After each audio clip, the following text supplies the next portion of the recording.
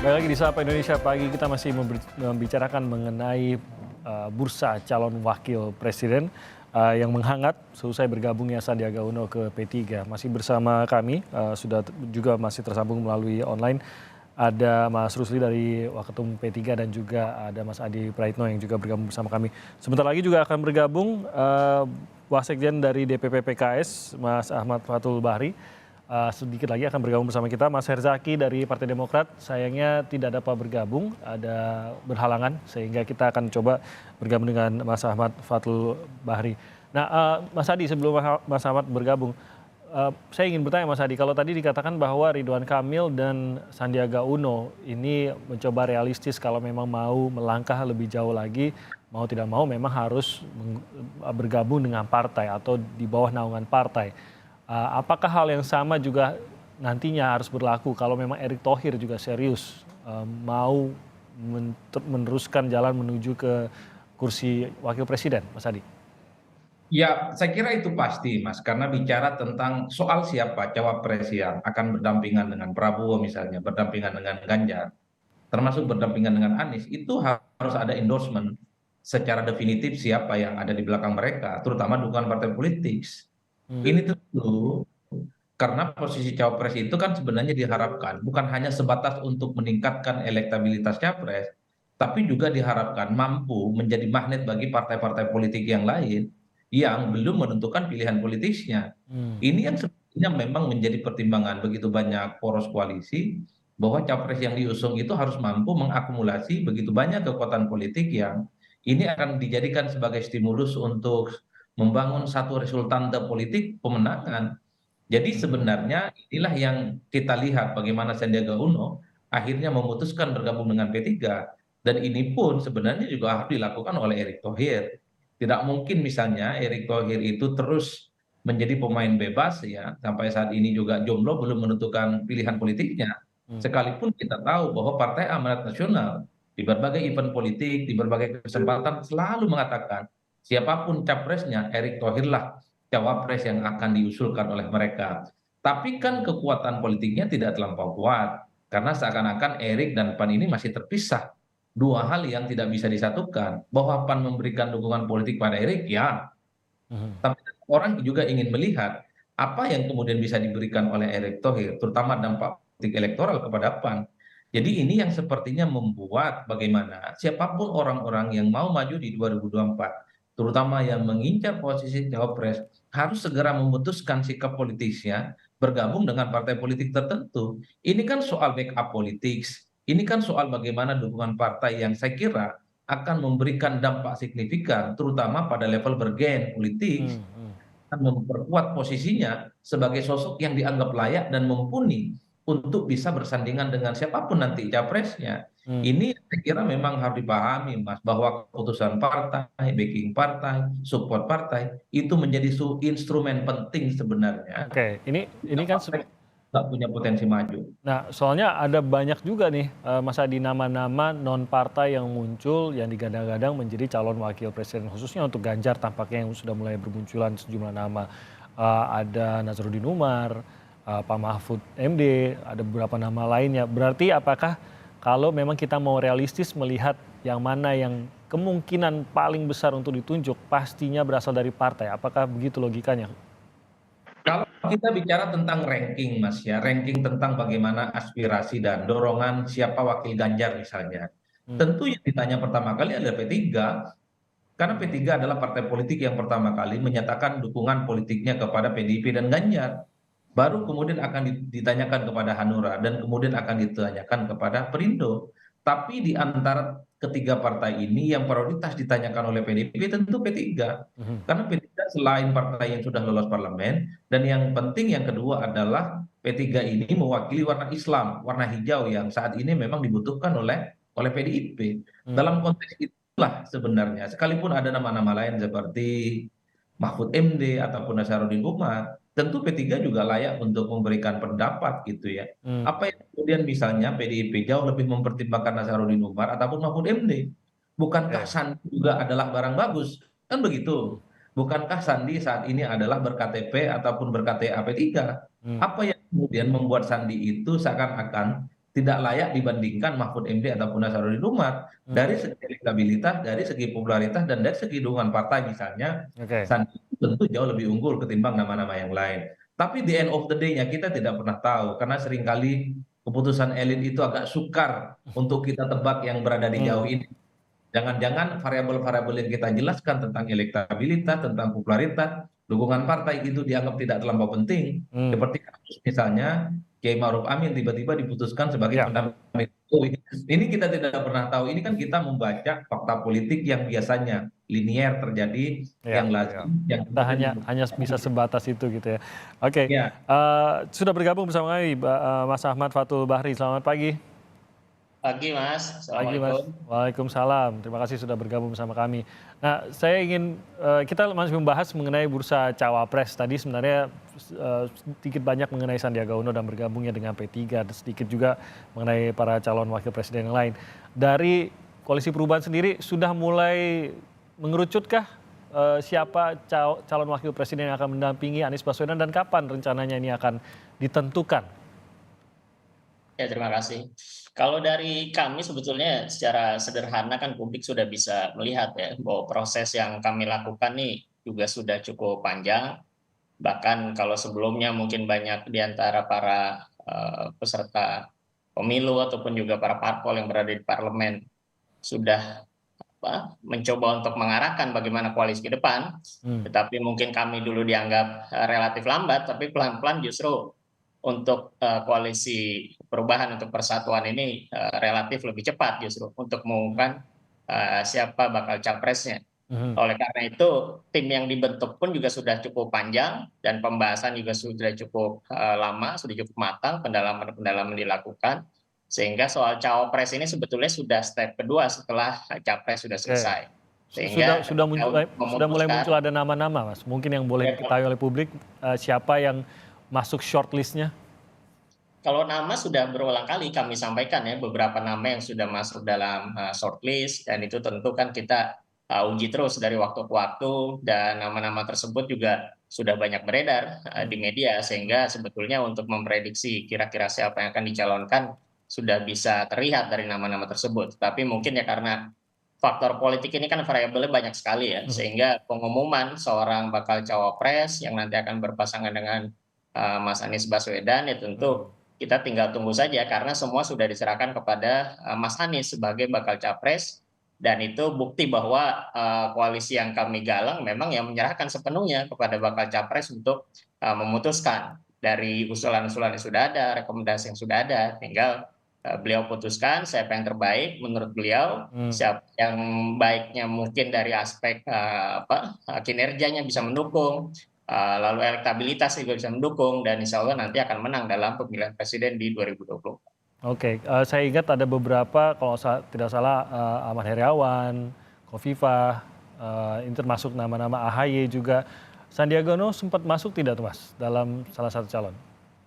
Ya Mas Sandi memang sebetulnya juga dalam pembahasan di internal PKS ya tentu karena beliau pernah menjadi cawapres yang diusung oleh PKS dan juga ada beberapa kegiatan ya memang pernah dimention beberapa kali, tapi tentu dalam koalisi kan kita membahasnya juga secara bersama-sama di dalam tim, sehingga kita juga menghormati proses yang ada. Ya usulan nama itu sebetulnya wajar-wajar saja, kita kan dalam pemilihan ini juga jangan terlalu kaku ya, bahwa relaksasi dalam penentuan bakal capres, bakal cawapres, lalu juga diuji dengan pendapat publik, dengan pendapat pengamat ini seperti Mas Adi Prayitno dan sebagainya.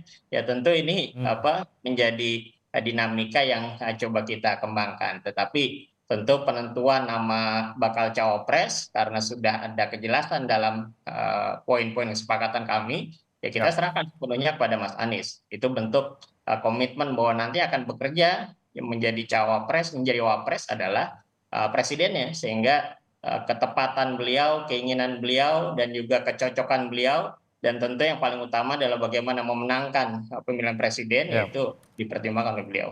Oke, saya ke Mas Rusli. Mas Rusli, saya sedikit mundur tadi terkait dengan hubungan P3 dengan PDIP tentunya dalam bursa capres-cawapres ini. Sebenarnya adakah kesepakatan khusus dengan PDIP khususnya pada saat membahas siapa calon wakil presidennya. Apakah akan harus ada persetujuan dari P3 kah pada saat PDIP mengusung calon? Apakah sama diajukan sama-sama lalu dipilih bersama kah? Atau apa kesepakatan yang dimiliki saat ini? Ya, namanya kan kerjasama politik ya. Tentu ada keseimbangan antara keduanya, ada kesepakatan dan kesepahaman ya. Yang pasti tentu sebagai partai pengusung P3 bersama PDIP ada kesepakatan-kesepakatan. Nah, Rapimnas nanti yang pasti akan memberi penugasan kepada Pak Sandi, lalu juga akan membahas calon-calon wakil presiden, tapi apakah kita putuskan atau tidak nanti kita lihat hasil di Rapimnas. Secara kita punya basis ya survei misalnya. Kalau survei tentu ini menjadi alat ukur kita. Siapa yang layak akan kita tawarkan. Nah tentu nanti akan ada duduk berunding ya antara ketua umum kita Pak Haji Mamat Mardiono dengan Bu Mega. Tentu kita akan diskusikan bahwa calon wakil presiden harus dapat memastikan semakin kuatnya dukungan publik, dukungan masyarakat kepada calon wakil presiden. Tapi kan dua warna ini, dua merah, nasionalis dan religius, ini tentu menjadi prasyarat karena bangsa ini dibangun atas dua kekuatan besar ini. Nah, kesepakatan itu tentu akan dibicarakan di level tingkat ketua umum ya. Kita juga sudah memberi mandat kepada Pak Mardiono. Tapi Rapimnas nanti itu juga akan mendengar langsung karena khususnya Pak Sandi sudah bergabung sebagai kader partai. Ada kepantasan politik Mas ya. Kepantasan politik tentu selagi ada kader ya tentu akan kita bawa nama kader. Tapi bukan berarti kita menafikan calon-calon di luar partai. Ya kan banyak juga masukan-masukan dari daerah menyebut nama-nama lain, misalnya Erick Thohir, ada Pak Mahfud, dan lain-lain. Ya, tapi kepantasan politik tentu kader partai yang mumpuni. Artinya jika dibanding dengan di luar, kita juga tidak kalah molek ya kalau istilah kita Melayu Riau itu. Jadi tidak kalah dari berbagai aspek variabel bahwa kader kita layak untuk disandingkan bersama calon presiden yang kita usung. Oke, nah ini kan banyak sekali kalau kita lihat perbincangannya, langkah kedepannya bersama PDIP. Komunikasi dengan KIB sendiri bagaimana statusnya saat ini? Ya sampai saat ini kan dengan KIB kita masih bersama, masih dalam satu kesepakatan yang ya katanya bubar ya kita belum bubar. Gitu ya. Karena boleh jadi satu saat kita berada di kapal yang sama gitu, dalam mengusung. Walaupun P3 sudah menentukan kapalnya gitu ya, berarti menunggu KIB bergabung bersama P3 gitu ya? Kalau P3 ya, mundur lagi, nggak mungkin.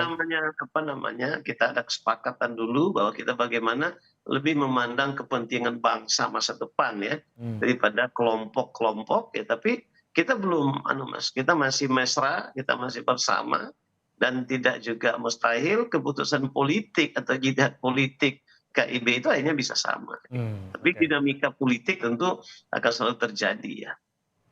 Oke, Mas Ahmad, terkait dengan pertemuan atau rencana pertemuan Demokrat dengan PDIP, PKS sendiri sudah berkomunikasi dengan Demokrat? Ya tentu itu selalu disampaikan ya bahwa kita ya berkomunikasi dengan setiap parpol tentu harus dilakukan. Karena perlu diingat pemilihan presiden ini kan bukan hanya satu variabel awal koalisi misalnya. Ada juga variabel nanti mungkin ketika putaran kedua kita bertemu seperti apa. Lalu pasca kemenangan cawapres yang dipilih oleh publik itu juga pasti ada dinamikanya gitu. Sehingga komunikasi yang ada yang kita lakukan ya tidak membatasi ataupun juga tidak menegasikan apa yang sudah disepakati di awal untuk mengusung capres Mas Anies Baswedan. Lalu ini ya kita jadikan patokan ya komunikasi dengan siapapun itu dilakukan.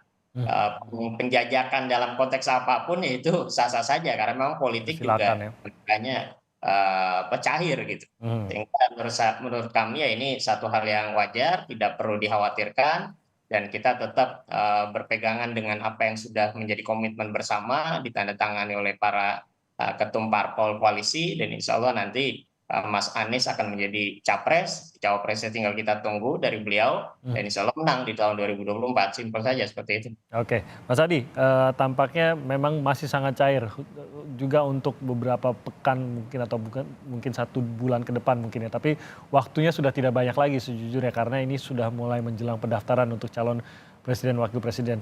Menurut Anda apakah kita akan melihat kejutan-kejutan dalam beberapa pekan ke depan kah atau masih sangat cair, masih belum bisa terbaca nih sampai saat ini?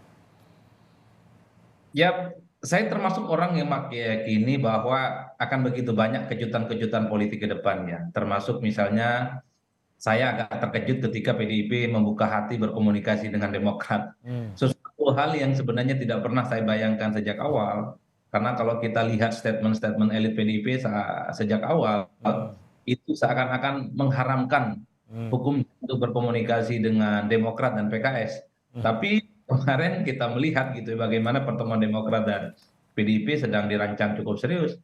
Dan jangan-jangan memang setelah itu PDIP juga akan berkomunikasi dengan partainya Bang Patul ini di PKS.